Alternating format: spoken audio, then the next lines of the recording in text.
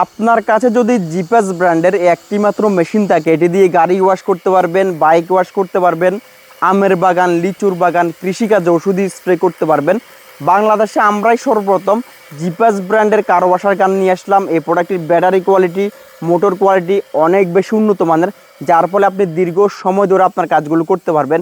আমাদের প্রত্যেকটি ব্যাটারি 48 ভোল্টের এবং 10 সেলের হয়ে থাকে, যার ফলে আপনি একটি ব্যাটারি দিয়ে 1-1.5 ঘন্টা অনায়াসে আপনার কাজগুলো করতে পারবেন।